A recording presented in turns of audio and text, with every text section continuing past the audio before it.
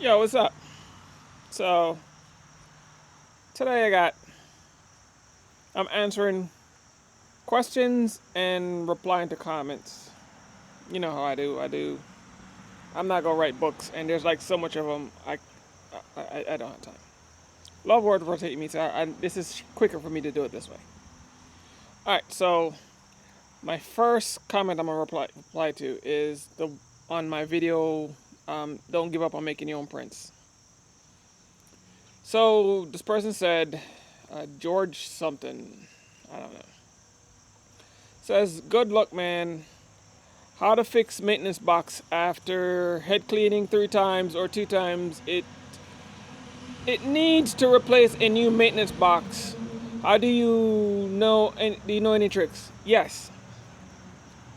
It's called get on Amazon and buy a maintenance box resetter. And if you didn't modify your printer to use an external waste tank, you're just wasting your time. All right. When you buy these printers, modify your printer. I'm sorry, but you need to modify your printers. There's really no walk around to this. Okay? You're gonna have to modify your printer. Alright? You're gonna have to modify your printer and get external waste tanks. It's the best way to do these things. They save you 90% of the headaches. You're not gonna regret it. So get external waste tanks and buy maintenance resetters for those waste tanks. And that will solve your problem. There's a bunch of videos. You don't even have to watch my video, but you can watch my video. You can watch somebody else's video on how to put an external waste tank on your printer. You do it for 8550. You can do it for the 15,000 external waste tanks, and buy a maintenance resetter. That will solve your problem. All right. On how to solve the problem with your head cleanings and your maintenance tanks, you have to reset the maintenance boxes. First one. Now, this is on my video on updated Epson 8550 long-term storage vacation mode. I still haven't finished that video yet as of this recording. I'm still working on putting that video together. I am still fighting my body here, so please bear with me. So the question was from on top. I guess that's the person's name. I don't know. Both of these are not good printers for DTF. How do you keep white inks from clogging without agitating your white inks? I don't know how you are not getting this. I prove it to you more than once. I have more than one of these videos to prove that you don't have to shake your inks. You don't have to agitate. You don't have to do anything to your inks. The last 2 videos I think I did, as of this recording, I haven't done anything to my inks. I don't touch them. I didn't do anything to them. They were sitting there for 7 days. One was 7. No, sorry, not 7. One was 5. One was 4. One was 3. One was really long. I don't do anything to my inks unless I have to, especially with my testings. You get what I'm saying? So don't let people tell you nothing. What's really making the difference between you and what I'm doing is the inks you're using.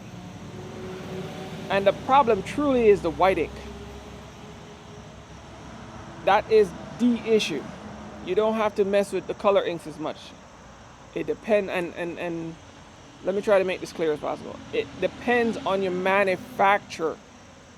Because I'm using pro colored inks right now, and I noticed they separate quicker than the ones I was using. I'm not sure what they do with their inks, but the manufacturer of your inks really make a difference. Where these inks are made and come from, you gotta make sure your inks are proper. Your inks makes or break your prints. I keep saying it. This is why I have so much ink videos, and I'm gonna keep making ink videos because inks are extremely important. They're very important. They're, to me, it's like they're top 2 on the list. You have your printer, then your inks, then your sheets, and powder's not even on the list anywhere. You buy any powder and they work the same way. Powders are just powders. You just knock yourself out. Ovens is like number 4 out. I'd say. And that's about pretty much the list of importance. Everything else you can just work your way around it. But your printer is very important. The printer you buy depends on what you want it to do with it. Your inks, and then your DTF sheets, and then whatever else your oven, because you definitely need an oven. All right, so that's my personal order. Somebody else might tell you order differently, but that's how I see it as importance on the list. So your printer and then your inks. So I'm making more and more ink videos. All right, so your ink. The ink you buy will dictate how often you have to stir them, how often you have to maintain them. So far, my go-to white ink. Take this with a grain of salt because I only bought from them one time. This is a one-time purchase. I'm going to buy from them again soon, but not anytime soon because I want to give them some time so I can really test again if they're stand up over time. And it's the LCL DTF ink. They're kind of a new company. That's why I said just take this with a grain of salt because I just bought from them one time. I just saw them recently. I don't know how long they've been making DTF inks. So I just saw them recently. I bought from them. The other one was my goodness, I can't remember the name. It's Axilio. I don't know, some A name, ACLI, whatever, no, some Axilio name brand. I have the videos on my channel, so you can look those ink videos up. They're all there. Sindel, I've bought a bunch of Sindel inks, and I've gotten bad ink from them twice. And when I say bad ink, I'm really just mean the white inks. Most of the color ones are usually fine, and again, most of the color ones are usually fine. The differences between the colors is like one like just a little shade different, not too far off. Nothing to write home about. And unless you literally hold them up side by side, you'll never notice a difference. All right, so that's why I'm not even talking about color inks. But what I'm really talking about is the white inks, because that's where it really, really, truly, truly matters. Is the white inks. So when I'm talking about inks, just know it's mostly the white inks I'm talking about. And so far, LCL, Axilio, and this one company called Splendor or something like that. I bought them a while back. I have to buy them again because I did get. It wasn't horrible. But it wasn't great either. It was kind of like. Meh. So and I got one bad batch from them, and I bought from them like 2 or 3 times, and I got one. It wasn't horrible, but it wasn't great either. So I want to buy from them again to see how they work. See, it was just a fluke thing. So, and I keep making ink videos, and I'm gonna keep making ink videos because I test a lot of inks, and I'll keep buying inks. So just keep tuned on ink videos. Again, your ink is what your problem is, and that's on top based on how do you get ink from unclogging. And to answer your question about the clogging part of it, if you do the maintenance stuff and follow the steps that I'm showing you how to do the maintenance stuff and do it properly, you won't get clogs. I don't have clogs. The people who do their printer the way I do my printer, read their comments. They don't have clogs. The people who follow my methods, I don't know about anybody else's method, but people who follow my methods, they don't have clogs. I don't know. I don't know what's going on, who you're following, what you're doing, but people who I tell what to do, they don't have clogs. If they have clogs, I haven't seen it. If you check my Facebook group, you'll see. It's chirping crickets over there. There's nobody saying nothing. Nobody asked for help. They all are good. They're just crickets. I'm literally in there finding out. Last time I went in, I have to ask people like, y'all have no issues for me to fix? Crickets. So I don't know. But your inks. I'm gonna bring it right back to your inks. Your inks are probably the problem. And for the person, Lord Wolf Entertainment, great information like always. I also want to ask you, if you're using Assist, do you really have to worry about shaking your colors if you have to do it for the whites, and how often do you shake your white tanks? Alright, again, the whole white thing, and I'm answering these 2 questions at the same time. I don't really shake my inks, especially since I'm using this LCL inks. And this is why I've been recommending this LCL inks pretty highly. I really haven't had any problems with it. Again, grain of salt, first batch I'm buying. I don't know how well it's going to hold up over time, but this is the first batch I'm buying.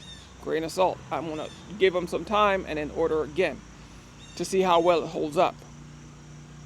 I'm really hoping that they keep their manufacturing process the same and keep making good quality stuff, because so far it's been a really good experience with LCL ink, and I can't say anything bad about it. It don't clog. It don't change colors. It don't separate that easy.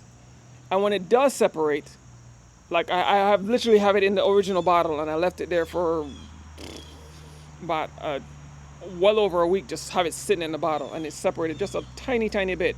I grabbed the bottle and I did a shake it up like 2 times, put it back down, mixed back perfectly, like nothing ever happened, like it didn't even separate it. So, like I said, I haven't had any problems with that ink.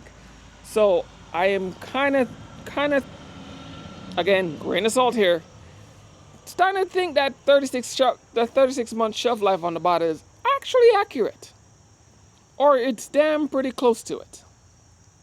All right, so I'm gonna give them the benefit of the doubt here on that LCL ink. That 36 month, it may not be 36, but that 24, it might be pretty close to 24 months shelf life, because I haven't had any problems with that ink, like none.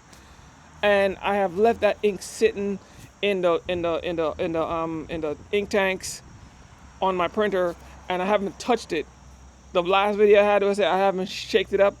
I honestly didn't shake that ink tank. None of them. None of the colors, none of the white tanks, nothing. The entire time it was sitting there. Didn't do anything to it. And it didn't separate at all. And it just printed like that. No problems. My colors didn't change. It didn't change to white. It didn't change to pink. You know, sometimes if you leave don't shake your whites, or the in your lines, that the white would change to like a darkish gray or a tint. That didn't happen. The colors that were coming out of the line was still white. It is, I'm gonna say, the best ink I've used so far. It and the Axilio ink, those 2 inks are the best inks I've ever used so far, hands down. So, and I'm gonna try another. I want to try that Splendor one again, because I'm pretty sure that Splendor one was actually pretty good ink too. I just want to try them again just to make sure it wasn't a fluke thing. And it didn't have to do with my sis at the time, because I think my sis had an issue. So I want to order it again just to make sure it wasn't that. So, and that's my next ink order is going to be from that Splendor company. So keep tuned, all right? And I hope that answered your questions. Again, this is what, just answering questions and replying to comments. And those are the 2 ones. 3, actually, I wanted to reply on that because there are only 3 I have. That needed some long explanations. All right, till next time, peace.